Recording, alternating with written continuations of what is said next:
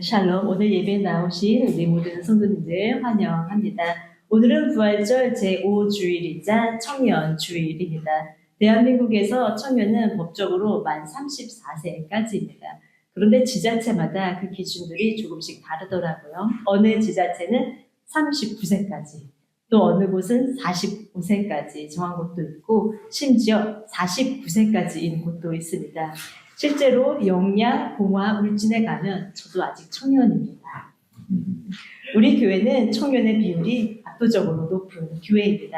소망하기는 이 청년의 때에 혈기 가장 왕성하고 열정이 있을 때에 우리가 오늘 함께 읽은 그동안의 말씀같이 청년의 정욕을 피하고 주님을 위해서 창조주를 기억하라는 말씀같이 청년의 열정으로 주님을 섬기며 믿음 안에서 밝게 빛나는 이 우리 중앙교회가 되기를 소망합니다. 저번 주에는 우리 주님께서 우리에게 주신 사랑이 어떠한 사랑인지 생명을 풍성하게 주시는 사랑인 것을 같이 은혜를 나누었습니다. 오늘은 그 사랑이 얼마나 한결같고 끝까지 지속되는지를 함께 우리 성도님들과 묵상하고 또 우리에게 주시는 새로운 계명이 무엇인지 그 계명을 마음에 새기는 시간을 갖고자 합니다. 요한복음은 크게 두 부분으로 나누어집니다. 1장부터 12장까지를 전반부인데요. 표적의 책이라고 하고 예수님께서 어떻게 사역하셨는지에 대해서 중심적으로 기록이 되어 있습니다. 13장부터 21절까지 후반절을 영광의 책이라고 부르며 또 예수님께서 십자가를 지시고 부활하시고 어떻게 우리를 사랑하셨는지 집중적으로 기록이 되어 있습니다. 그 전환점이 바로 오늘 본문 13절부터 전환이 되는데요.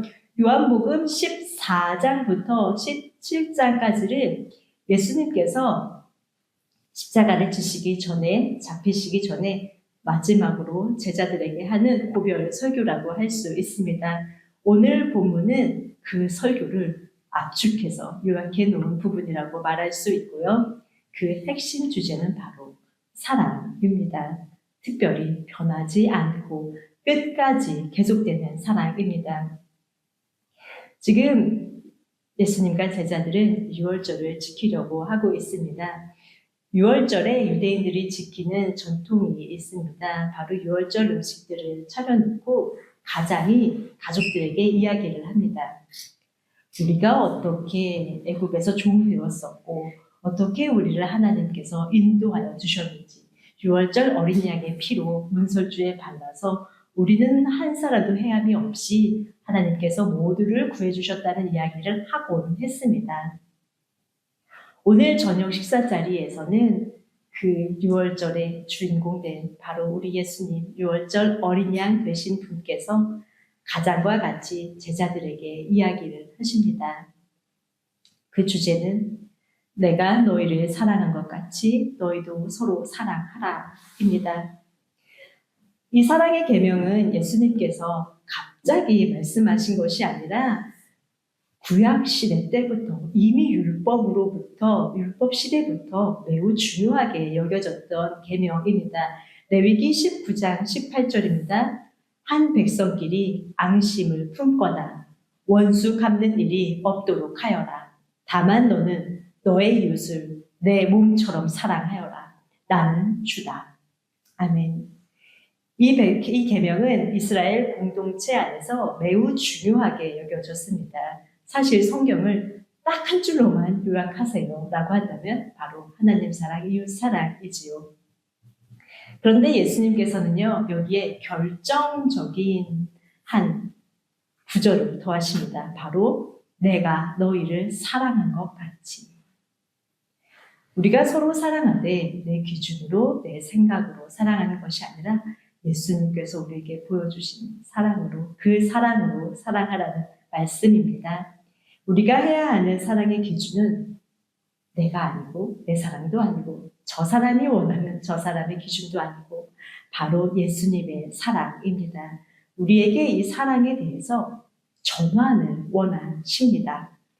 그것은 우리의 감정, 기분, 내 이익에 따른 것이 아니고 오직 예수님께서 우리에게 보여주신 사랑, 그 사랑이 기준이 됩니다.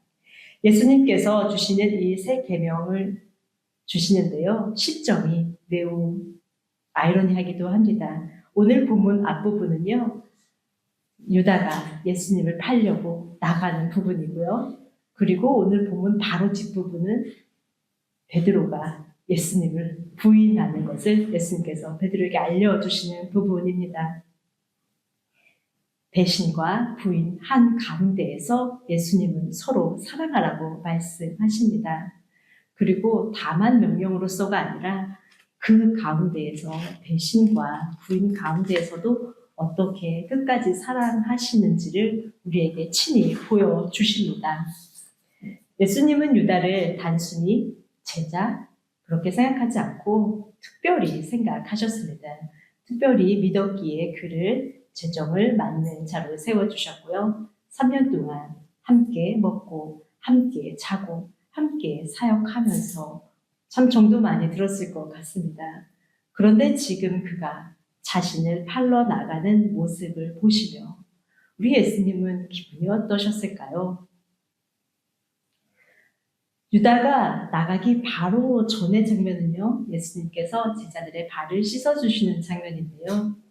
예수님께서는 그때도 유다가 자신을 배신할 것을 알고 계셨지요.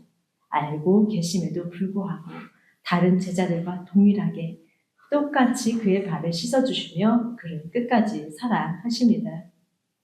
우리 같으면 어떨까요? 이 사람이 잠시 뒤에 나를 팔 것을 알고 있습니다. 심지어 나를 죽음에 이르게 나를 고소해서 넘길 겁니다. 그러면 그 앞에서 멱살이라도 좀 잡을 것 같은데요. 그가 만약에 나가면 잠깐만 지금 어디 가는 거야? 하고 질문이라도 한번 해볼 것 같습니다.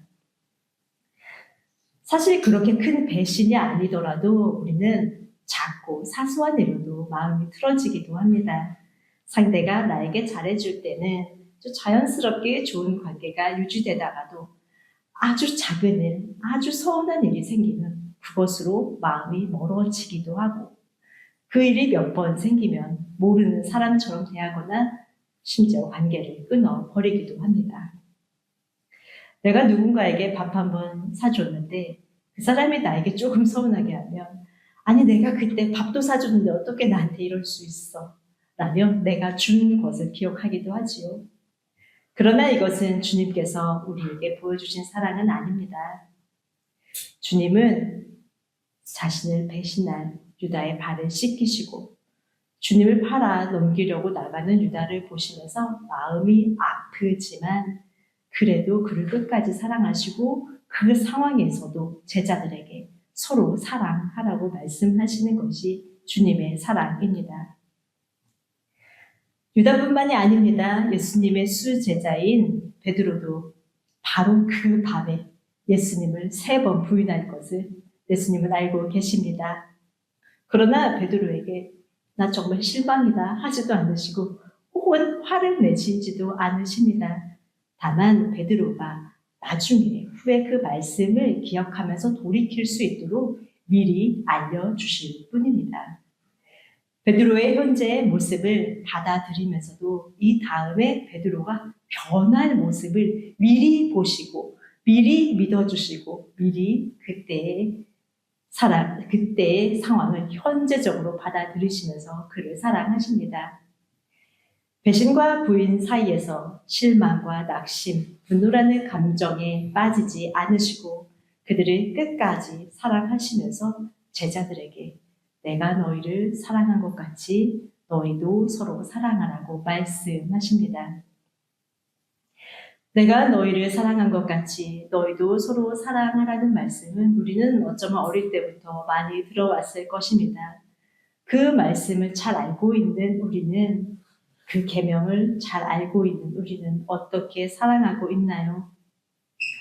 예수님께서는 배신과 부인 사이에서도 끝까지 사랑하셨는데 우리는 우리를 조금 서운하게 하고 조금 피해보게 한다면 관계를 멀리하고 마음을 풀지 않고 혹은 관계를 끊고 있지는 않은가요?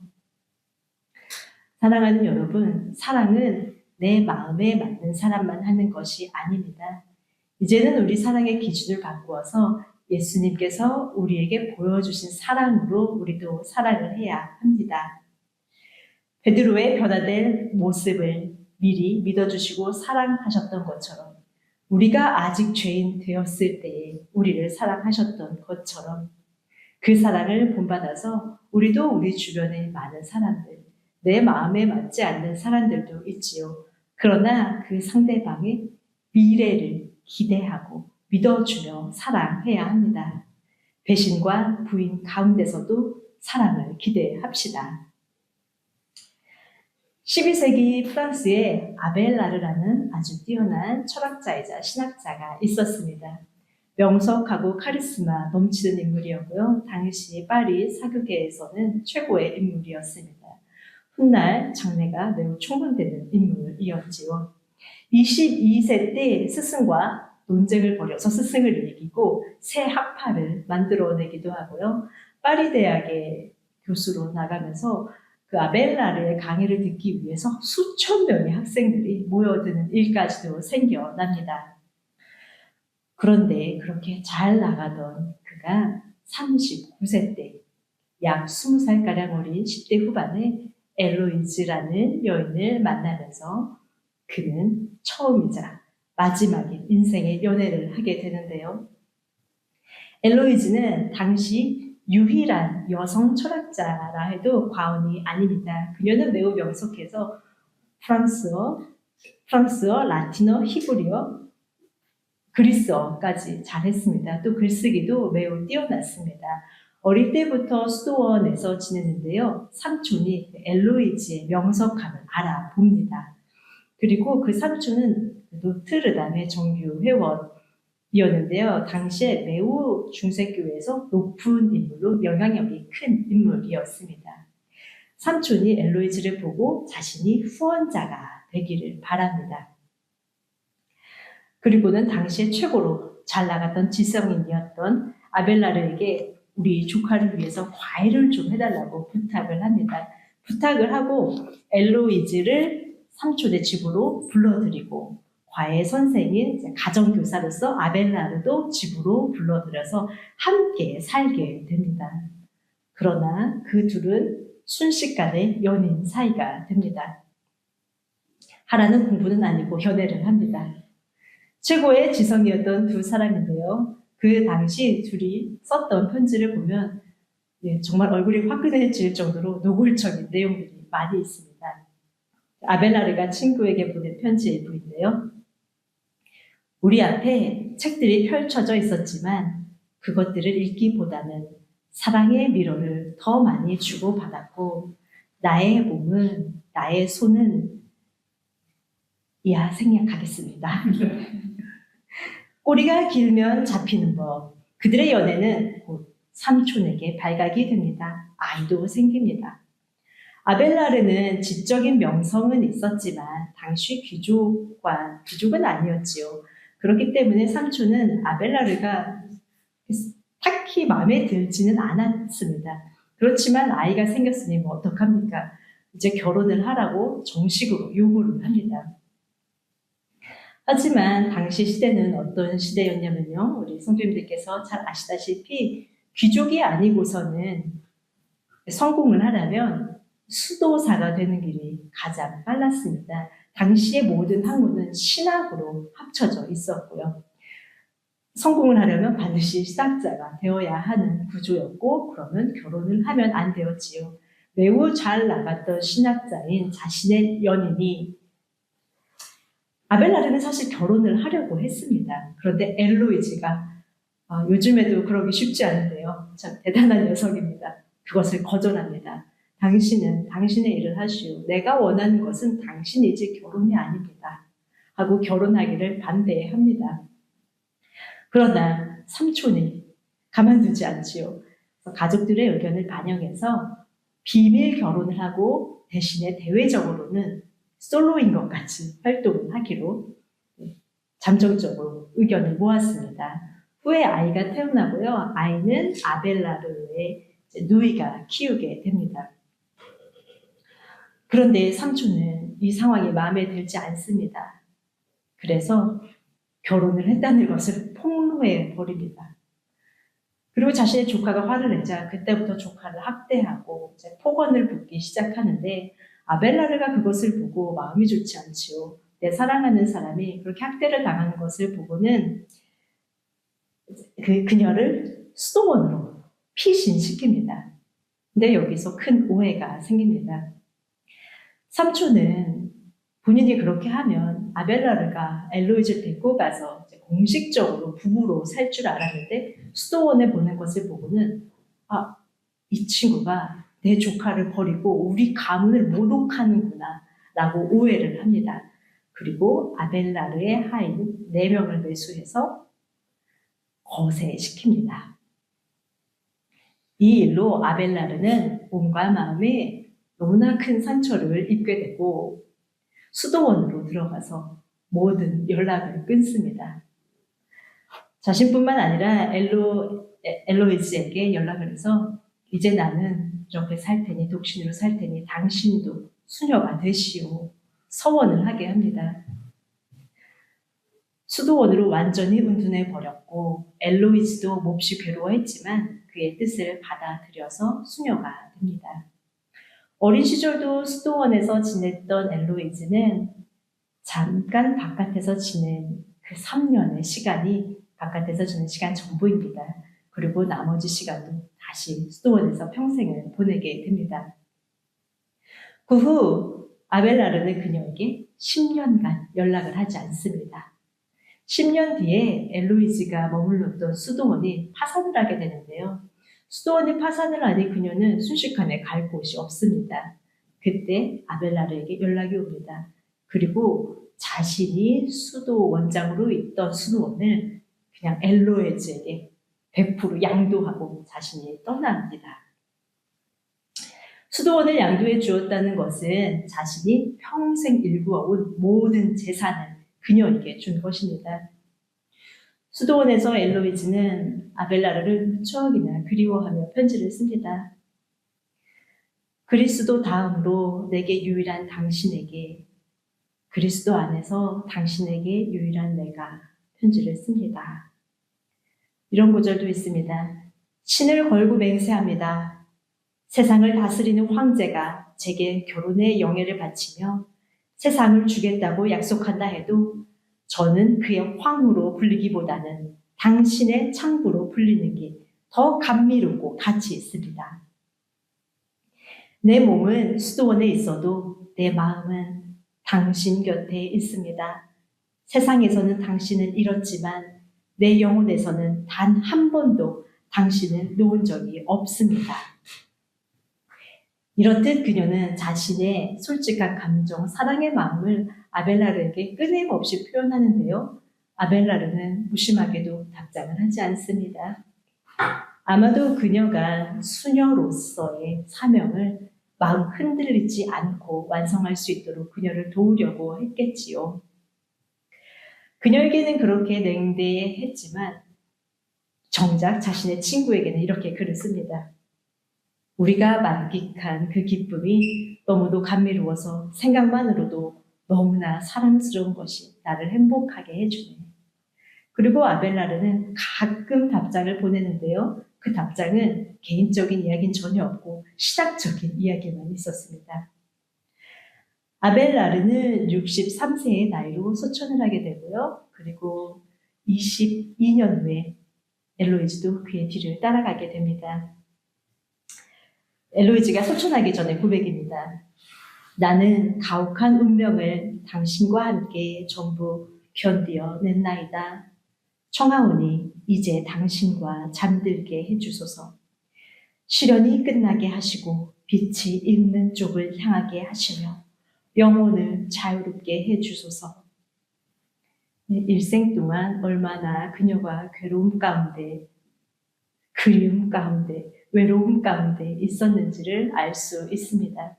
둘은 따로 묻혔는데요. 600여 년이 지나고 나서 낭만주의 운동이 시작되면서 이 둘이 다시 합장을 하게 되는데요. 여기 파리 29에 있는 페르라쉐스 묘지에 같이 합장이 되어 있습니다. 아벨, 라르와 엘로에즈의 사랑은 점점 사랑이 식어가는 이 시대에 깊은 울림을 줍니다. 수많은 방해와 오해 속에서도 끝까지 변하지 않았던 사랑. 그 사랑은 남녀 간의 사랑이었지만 어쩌면 그리스도의 사랑을 닮은 모습이 아닌가 생각합니다. 요즘 세대는 사랑을 거추장스럽고 불필요하게 여기기도 합니다. 연애도 결혼도 하지 않고 인간관계도 최소한으로 소화하려는 흐름이 점점 더 확대되고 있는 것 같습니다. 사랑은 감정 소모이고 피곤하고 내 삶을 방해하는 것이라고 생각하는 것이죠. 그런데도 우리는 여전히 사랑 이야기에 감동을 받습니다. 왜일까요? 사랑은 다만 단순한 감정이 아니라 주님께서 우리의 영혼에 새겨주신 새 계명이기 때문입니다. 내가 너희를 사랑한 것 같이 너희도 서로 사랑하라. 사랑은 선택이 아니라 예수님을 따르는 우리에게 주어진 책임이며 의무이며 부르심입니다. 그렇기에 우리는 피곤하고 불편할지라도 사랑하기를 멈출 수가 없습니다. 왜냐하면 주님께서 우리를 먼저 그렇게 사랑해 주셨고 우리는 그 사랑의 빚진 자이기 때문입니다. 남녀 간의 사랑이든 친구 간의 우정이든 가족 간의 사랑이든 예수님께서 주신 사랑으로 사랑하지 않으면 우리의 사랑은 금세 변질되고 오염되기 쉽습니다. 오해가 있으면 금이 가고 손해를 볼 것 같으면 금세 마음을 거두어 버립니다. 우리는 우리 자신의 사랑을 신뢰할 수 없습니다. 그러므로 주님께서 이렇게 명령하십니다. 내가 너희를 사랑한 것 같이 너희도 서로 사랑하라. 주님의 사랑이 우리 안에 흘러 들어와야 우리는 비로소 사랑할 수 있는 존재가 됩니다. 우리의 사랑, 내 사랑이 아니라 주님께서 우리에게 주시는 사랑으로 사랑할 때에만 비로소 우리는 끝까지 사랑을 할 수가 있습니다. 주님께서 우리에게 주신 새 계명이기 때문에 우리는 마땅히 사랑해야 합니다. 그런데요, 사랑해야 하는 또 다른 이유가 있습니다. 오늘 본문 35절 말씀입니다. 35절 말씀을 다 같이 읽겠습니다. 시작. 너희가 서로 사랑하면 모든 사람이 그것으로서 너희가 내 제자인 줄을 알게 될 것이다. 아멘. 하나님을 믿지 않는 이유는 여러 가지가 있습니다. 그런데 그 중 하나는 이렇습니다. 교회 다니는 사람들 보니까 하나님 믿는 것 같지 않은데 만약 하나님을 믿는 사람들이 성품이 따스하고 욕심도 점점 줄어들고 그의 삶에서 겸손이 배어나오고 마음이 넓어지는 모습을 보여준다면 이렇게 생각하지 않을 텐데요. 현실은 그렇지 못할 때가 많습니다. 하나님을 믿는다고 하면서도 더 이기적이 되고 더 사나워지고 더 용서하지 못하고 더 차별하는 모습을 보이기도 합니다. 이전에 한국에서 살 때요, 집에 가전제품이 하나가 고장이 났습니다. 기사님이 수리를 해주시러 오셨는데요. 제가 먼저 아무 말도 안 했는데 그분이 저희 집 벽면에 십자가가 붙어 있는 걸 보시더니 저에게 말씀하십니다. 나는 절대 교회 안 나갑니다. 제가 물었습니다. 아, 왜 그렇게 생각하세요? 그분이 하시는 말씀이 수리를 하려고 여러 가정을 많이 방문하신다고 하십니다. 그러면 보통 일반적인 가정, 십자가가 붙어 있지 않은 가정에서는 수고하십니다, 기사님 하시면 물도 한 잔 주시고 인사도 해주시고 그런다고 합니다. 그러나 어떤 가정에 들어가면 3, 4, 5 모여서 어머 집사님 하고 대화하는 분들이 계시고 십자가가 붙어 있는 곳에는 본인이 들어와도 아는 척도 안 하고 그거 어떻게 해주세요? 하인처럼만 대하고 본인들끼리는 그렇게 다른 사람들 욕을 많이 한다고 합니다. 그분 말씀이 우리 부인도 교회에 다니는데 교회 가서 저런 것만 배우고 오지 않을까 걱정이 너무 된다고 하시더라고요. 그 이야기를 들으면서 마음이 무거웠습니다. 그리스도인으로서 삶으로 복음을 전파하지 못하고 오히려 우리의 삶이 복음을 방해하는 일들이 나타나는 것에 대해서 마음이 아팠습니다. 그뿐 아닙니다. 학생부 사역을 할 때 학생들과 대화를 하다 보면 어떤 학생들을 이렇게 이야기합니다. 우리 엄마 보면 하나님 없는 것 같아요. 우리가 마지막 날에 주님의 심판대 앞에 설 텐데요. 누군가 우리로 인해 우리가 서로 사랑하지 못하고 이기적으로 행동하는 모습으로 인해서 하나님 믿기를 포기한 사람이 있다면 우리는 주님 앞에서 무엇라고 말할 수 있을까요? 혹시라도 우리의 말과 행동, 태도 때문에 누군가 주님을 마음에서 멀리하게 되었다면 우리가 혹시 모르는 사람 중에 그러한 사람이 있다면 우리는 진심으로 회개해야 합니다. 왜냐하면 그 사람은 그리스도께서 핏값으로 사고 사신 존재이기 때문입니다. 우리는 날마다 우리 스스로를 돌아보아야 합니다. 내가 주님의 이름을 믿는 자로서 예수님 그리스도라는 이름표를 달고 사는 사람으로서 살아간다는 사실을 늘 기억해야 합니다. 진정으로 회개하며 다시 주님 앞에 서는 마음으로 그 앞에 합당한 그리스도인으로 설 수 있도록 매일 나를 돌아보아야 합니다. 사람들이 우리를 그리스도인으로 알아보게 되는 이유는 무엇일까요? 우리가 사회적으로 성공을 해서 혹은 큰 물질을 모아서일까요? 많은 그리스도인들은 그렇게 생각합니다. 내가 성공을 해서 주님께 영광 돌리게 하여 주옵소서.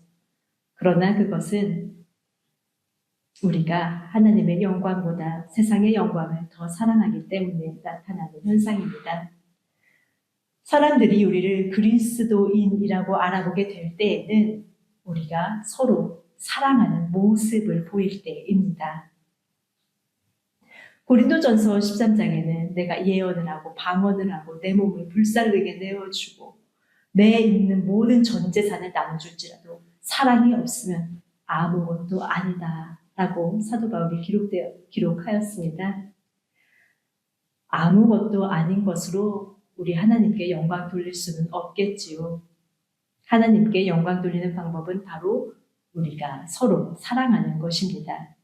우리가 서로 사랑하면 자동적으로 사람들은 우리를 통해 우리의 사랑을 통해 그리스도를 알아보게 되고 사랑하는 곳에 복음이 나타나게 되고 사랑하는 곳에 주님의 영광이 임하게 됩니다. 우리 주님은 언제 자신이 영광을 받으셨다고 할까요? 그러니까 우리는 우리가 잘 돼서 영광 돌린다고 생각하지만 주님께서 생각하시는 영광은 조금 다릅니다. 오늘 본문 13장 1절의 말씀입니다. 다 같이 합독하시겠습니다. 시작. 유다가 나간 뒤에 예수께서 말씀하셨다. 이제는 인자가 영광을 받았고 하나님께서도 인자로 말미암아 영광을 받으셨다. 아멘. 지금 유다는 예수님을 팔기 위해서 자리를 떠났습니다. 그 배신으로 인해서 예수님을 기다리는 것은 십자가, 치욕과 고통, 죽음입니다. 그런데 예수님은 지금 이제 인자가 영광을 받았다라고 말씀하십니다. 주목할 점은 지금까지 예수님은 단 한 번도 인자가 영광을 받았다라고 말씀하신 적이 없으십니다. 여러 기적을 행하셨을 때도 수많은 무리가 예수님을 보려고 예수님께 몰려들었을 때도 그런 말씀을 하지 않으셨고요. 심지어 변화산에 오르셔서 예수님의 얼굴이 광채와 같이 환해지고 예수님의 옷이 세상에 빨래하는 자가 희게 할 수 없을 만큼 밝게 변하셨을 때에도 예수님은 영광을 받았다고 말씀하시지 않았습니다. 그런데 지금 십자가를 앞에 두신 이 순간 고난과 외면, 버림과 죽음이 기다리고 있는 이 시점에서 이제 인자가 영광을 받았다고 말씀하십니다. 왜일까요? 그것은 하나님께 받은 사명을 온전히 순종하며 감당하는 자리가 하나님께 영광이 되는 자리이기 때문입니다. 주님께서 영광을 받으실 때는 우리가 높임을 받을 때가 아니라 우리가 하나님의 뜻에 철저히 순종할 때입니다. 우리는 이것을 통해 하나님의 영광은 세상의 영광과 기준이 완전히 다르다는 것을 다시 한번 느끼게 됩니다. 어떤 사람들은 종종 기적이 하나님의 영광이라고 생각해서 기적이 나타나는 곳을 많이 따라다닙니다. 자칫하면 이단에 빠지기도 하지요. 또 어떤 이들은 눈에 띄는 성공이 하나님의 영광이라고 생각을 해서 성공하면 교만해지고 혹은 육체적으로나 물질적으로 어려움에 처하게 되면 하나님을 부인하고 교회를 떠나게 되는 일도 생깁니다. 하지만 반드시 기억해야 할 것이 있습니다. 주님의 영광은 주님의 뜻에 순종하는 자리에 임한다는 것입니다. 주님께서 우리 각자에게 맡겨주신 사명이 다릅니다. 그래서 주님께 순종하는 길, 주님께 영광 돌려드리는 길이 꼭 높은 곳이다, 혹은 낮은 곳이다 라고 말할 수는 없습니다. 누군가는 요셉처럼 높은 자리에 세워져서 주님께서 맡겨주시는 사명을 감당해야 하는 사람도 있고요. 누군가는 이름도 없이 빛도 없이 알아주는 사람 하나 없어도 그곳에서 주님께서 주신 사명을 감당해야 하는 사람도 있습니다. 누가 더 높은지 그것은 우리가 생각할 것이 아닙니다. 우리의 눈에 보이는 위치나 모습은 달라도 주님께 진정으로 영광 돌리는 삶은 내게 주신 사명을 온전히 이루는 삶입니다. 우리는 모두 주님께 받은 각자의 사명이 있습니다. 남편으로서, 아내로서, 부모로, 자녀로, 직장에서, 교회에서 주님께서는 우리를 부르셨습니다. 그 사명을 성실하게 온전히 감당할 때 우리의 삶을 통해 주님께서는 영광을 받으십니다. 복음을 전파해야 하지요. 어떻게 전해야 할까요? 꼭 선교지에 나가야만 가능한 것이 아닙니다. 우리가 살고 있는 바로 이곳이 주님께서 우리에게 맡겨주신 사명지이고 우리는 이미 사역지에 있습니다. 가정에서, 일터에서, 교회에서 주님께서 맡겨주신 이 일들을 충성스럽게 감당한다면 우리는 사역지에서 주님께 영광을 돌리고 있는 것입니다. 그러나 반대로 우리에게 맡겨주신 이 자리에서 우리가 사명을 가볍게 여기고 소홀히 여기고 무시한다면 그것은 결국 주님의 영광을 가리는 삶이 됩니다. 주님께서 맡겨주신 일들을 결코 가볍게 여기지 맙시다. 하나님께서 우리에게 허락해 주신 각자의 자리에서 그 사명을 충성스럽게 감당하심으로 우리의 삶을 통해 주님께 영광 드리기를 소망합니다. 우리는 주님께 영광 돌려드리는 삶을 살아가기를 다 원합니다.